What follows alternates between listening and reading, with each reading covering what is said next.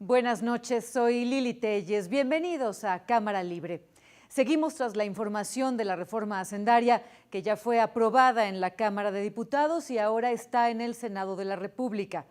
Los senadores tienen hasta el 31 de octubre para hacer las adecuaciones que correspondan. Esta es una semana de debates intensos entre los legisladores que no logran ponerse de acuerdo sobre algunos puntos de la iniciativa de reforma hacendaria. Para el programa de hoy entrevisté a 3 senadores: Jorge Luis Preciado, coordinador parlamentario del PAN, Armando Ríos Peter, del PRD, y Omar Fayad, del PRI. Algunos de los temas más importantes que están analizando y sobre los que opinan el día de hoy son la homologación del IVA en la frontera, el aumento del impuesto sobre la renta, el impuesto a las importaciones temporales en las maquiladoras, el seguro de desempleo, el IVA al transporte público, a los alimentos chatarra y a las bebidas azucaradas, entre otros. En el Senado, el PAN insiste en rechazar la homologación del IVA en la frontera. Critica la postura de los priistas. El problema es que algunos les dan línea y votan como les dicen, pero la mayoría sí comprende que es una afectación. ¿Cómo no lo van a entender? Si en la frontera se cobra el 11% y en Estados Unidos se cobra el 8%. Quien tiene dinero pues va y compra allá con el 8%, pero los que no pueden trasladarse, que es más del 50% de la población de frontera que no tiene visa, pues se queda a pagar el 16%. Y aún los que pueden venir a México a comprar en frontera con el 11%, pues prefieren quedarse allá porque ahora va a ser el doble, va a ser el 8 contra el 16. Creo que es un tema muy comprensible. El detalle es que pues les han ordenado votar de esa forma y bueno, lamentablemente hay un dicho que dice que el que obedece no se equivoca y lamentablemente creo que el PRI viene muy amarrado en ese tema. El PRI está totalmente a favor de la homologación del IVA en la frontera. Al senador por Colima, Jorge Luis Preciado, le contesta el senador por Hidalgo, Omar Fayad. Sí entendemos cómo vive la frontera, pero pareciera ser que ellos, los panistas, no entienden cómo vive Hidalgo y su pobreza, porque en Hidalgo los municipios más pobres, municipios que están en la cruzada contra el hambre, pagan 16% de IVA, cuando tienen un crecimiento menor al de la frontera, cuando tienen un Producto Interno Bruto menor al de la frontera. Entonces, que habemos mexicanos de primera y de segunda, los pobres de Hidalgo tenemos que pagar 16 y la gente más poderosa en la frontera tiene que pagar el 11%, no me parece justo, porque la gente más pobre en la frontera lo que más consume son alimentos y medicinas, y en eso ni allá ni acá tenemos impuestos. Esta semana estuvieron en el Senado representantes del sector privado de Chihuahua. Son personas que vienen a cabildear en favor de su estado. Buscaron a algunos senadores e intentaron explicarles y convencerlos sobre los perjuicios de la homologación del IVA en los estados fronterizos con la Unión Americana. Ellos son un ejemplo de la forma en que algunos ciudadanos desesperados tratan de evitar que se aprueben ciertos impuestos.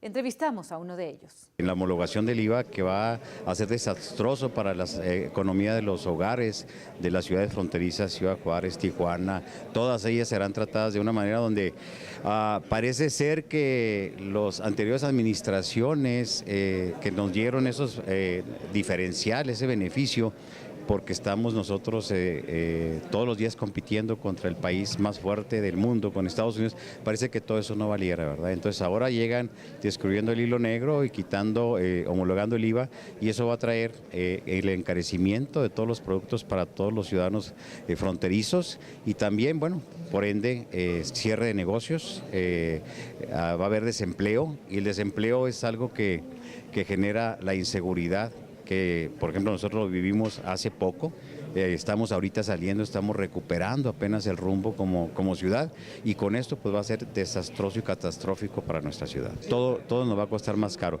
Y luego tenemos la posibilidad de comprar al lado americano, cosa que no tienen otras partes de México, ¿va? Y otra vez los más pobres, los que no tienen visa para ir a la parte americana, van a ser los más afectados.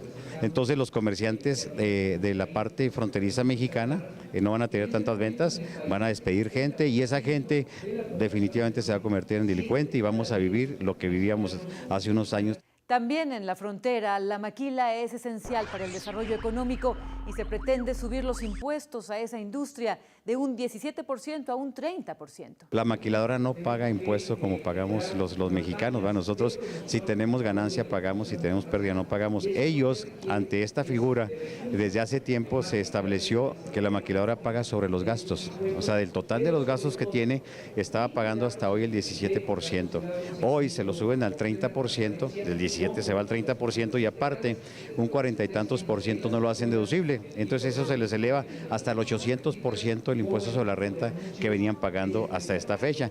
Y eso definitivamente pues, nos pone fuera de competencia como país. La maquiladora siempre buscará un lugar donde pueda hacer sus operaciones que no sea tan gravoso.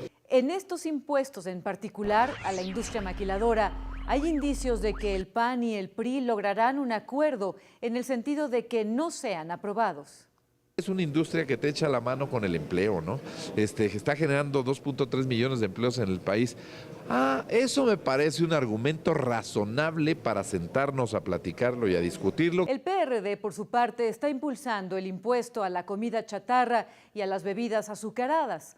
Su argumento es que esto ayudará a bajar los índices de obesidad del país. Nosotros estamos a favor de que se puedan gravar este tipo de alimentos y bebidas, especialmente por el problema de salud que tenemos en el país. Tenemos un problema de obesidad y de sobrepeso galopante. 7 de cada 10 mexicanos y mexicanas sufren de este tipo de problema y desafortunadamente nos encontramos en este momento con el deshonroso y preocupante primer lugar a nivel mundial en términos de niños que sufren de este problema. De tal forma que estos impuestos nos parece que junto con otras herramientas de política pública nos permitirán enfrentar este problema de salud nacional. El Partido Acción Nacional está en total desacuerdo con esta postura porque dice que esta medida va a afectar a las clases más bajas. Te pongo un caso, el caso de la comida chatarra. Pues yo no veo a los ricos comiendo papitas o comiendo Coca-Cola o un gansito. Lo que hacen es irse a un buen restaurante y comer bien, no es su dieta básica. La dieta básica en el tema de productos chatarra pues es casi para la mayor parte de la población que es su fuente calórica. Yo creo que sí se debe revisar a detalle. ¿Por qué? Si ellos realmente quisieran grabar a los ricos, pues hay forma de grabarlos, mira. Impuesto a joyas, impuesto al oro, impuesto a los diamantes, impuesto a obras de arte, impuesto a coches de lujo, impuestos a viajes en avión en primera clase, impuesto a aviones privados, impuesto a helicópteros. Pues por supuesto que hay mecanismos para grabar las clases más altas si fuera su intención. El problema es que no estamos viendo esa intención. Esto a quien va a impactar directamente es a la clase media y a la clase trabajadora. ¿Cómo no dijeron todo eso cuando nos hicieron, con información falsa, ponerle un punto extra de IVA? ¿No? Cuando yo era diputado la pasada legislatura y vinieron a engañarnos, era un engaño en aquel entonces del presidente Calderón y de su equipo de trabajo, y era un engaño de los panistas en la Cámara, que aquí había varios, que votaron a favor de que subiera el IVA del 15 al 16. Ahí no estábamos afectando a las clases medias. Claro. Hay una sensación en este país de que todos somos clase media, pero hay gente que, digamos, cuando gana 3 millones de pesos, en este caso anuales, pues dista mucho de lo que pueden significar 3, 4, 5 salarios mínimos, que digamos podría ser un promedio de una importante masa demográfica. Hasta quiénes son los dueños de las mascotas está a discusión. Por ejemplo, el propio alimento para mascotas. Ahora resulta que nada más los ricos tienen mascotas. Pues eso es mentira, hay 25 millones de mascotas. Y la mayor parte de ese tema pues está en las clases bajas. Me recordó al exsecretario de Hacienda que decía que en este país una familia vivía con 5,000 pesos, ¿no? Al senador Cordero, ¿te acuerdas? Era secretario de Hacienda. En aquel entonces, pues para el PAN una familia vivía con 5,000 pesos. Ahora resulta que con esos 5,000 pesos hasta les va a alcanzar para tener mascota. Me queda claro que el interés de nosotros es que no tengan IVA, alimentos y medicinas, no el alimento de las mascotas. Me parece que tiene prioridad la gente sobre las mascotas. El senador Armando Ríos Peter del PRD se concentra en otro tema. Explica que para su partido es muy importante que los consorcios privados paguen más impuestos. Pone como ejemplo a los grandes productores agrícolas de México. Dice que utilizaban el simple hecho de trabajar en el campo para no pagar impuestos, o al menos no lo que les corresponde por ganancias. Por ejemplo, tiene que ver con el régimen simplificado, que también está en la parte del impuesto sobre la renta. El régimen simplificado es el régimen en el cual los grandes productores del sector agrícola, pecuario, estamos hablando de marcas pues que son muy potentes, que tienen una importante penetración en toda la economía, marcas que tienen que ver con la venta de productos lácteos, marcas que tienen que ver con la venta de huevo, por ejemplo, que los vemos en todos los cartelones en todo el país, que son, digamos, empresas muy potentes, aprovechaban el régimen simplificado para pagar una menor cantidad de impuestos que la que se venía, la que se les debería hacer exigible por, digamos, por los fuertes ingresos que tenían. Dice el senador perredista que esta propuesta obviamente no ha gustado nada a las empresas agrícolas. No les gusta la idea de que pongamos orden en el tema fiscal. Ellos pues han tenido este privilegio del cual no goza el resto de los mexicanos, un privilegio del cual no goza un padre de familia que tiene que pagar impuestos sobre la renta y que muchas veces llegan a ser del 28%, ellos pagaban el 21%, obviamente pues no se sienten contentos. En muchos casos algunos de estos sectores industriales hacen una gran alaraca, por así decirlo, señalando que se van a acabar los empleos, etcétera. Y la verdad es que hay que poner en su justa dimensión qué es lo que está ocurriendo. Lo que está ocurriendo es que ahora van a pagar lo que antes no pagaban y que mucha parte de la población sí está pagando. Pero en el PAN consideran que la reforma afecta negativamente al sistema productivo del país, en particular a los trabajadores. Lo que pasa es que yo creo que es el discurso que han agarrado, decir, ay, el PAN defiende a los ricos y demás. Y eso es una mentira. Estamos hablando de trabajadores que les van a quitar sus prestaciones sociales. Es decir, les van a quitar vales de despensa. Y lo más grave es que no van a hacer las prestaciones sociales deducibles.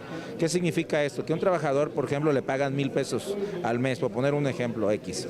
Pero además le dan vales de despensa, le dan horas extras, le dan un aguinaldo extra, le dan vales para gasolina. Pues todo eso ya no lo va a poder hacer deducible el patrón. Tiene dos opciones, o seguirlo dando y no entrarle la deducibilidad, o quitárselo. Y se lo quita, pues el tema es más grave, estás afectando directamente el salario compactado de un trabajador cualquiera. Yo creo que está afectando esta reforma intereses, sin duda, sin duda está afectando intereses. Y entonces estos intereses que está afectando pues son ruidosos. Va a haber mucho ruido alrededor de esta reforma. Ya lo hubo en la Cámara de Diputados, no tendrá por qué no haberlo aquí. Pero esta es una reforma para las grandes masas. Esta era una reforma para las mayorías en México. Estas son opiniones que nos indican el tono del debate y las posturas de los partidos políticos sobre algunos aspectos de la reforma hacendaria que se discute en el Senado. Dentro de una semana, los legisladores tienen que llegar a acuerdos. Una vez aprobada la reforma hacendaria, el Congreso de la Unión iniciará el análisis del presupuesto que presentó el presidente de México para el ejercicio del gasto del 2014.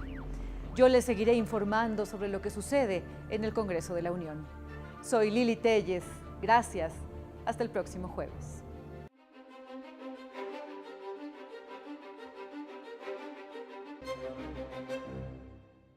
De acuerdo a lo que se da a conocer primero por el coordinador de la bancada del PRI en la Cámara de Diputados, Manlio Fabio Beltrones Rivera, se quita el IVA en rentas, en hipotecas, pero también en colegiaturas. Si bien es cierto que es quizá un porcentaje menor el de padres de familia que haciendo un esfuerzo envían a sus hijos a escuelas de paga, no se puede perder de vista que también son padres de familia que quizá por no poder comprar una casa la rentan. El propio secretario de Hacienda, Luis Videgaray, ha reconocido a los legisladores que escucharon al pueblo. Pero también baste conocer en los próximos días qué otros ajustes habrá para que haya una reforma hacendaria. La oposición, el PAN concretamente, la desprecia y la rechaza, pero no se detendrá, como dice el presidente nacional del PRI, César Camacho. Lo importante que junto con esta reforma va la energética, que es la que dará el impulso de turbina para que la economía de este país cambie y realmente, como aspira el presidente Enrique Peña, México se mueva. Gracias.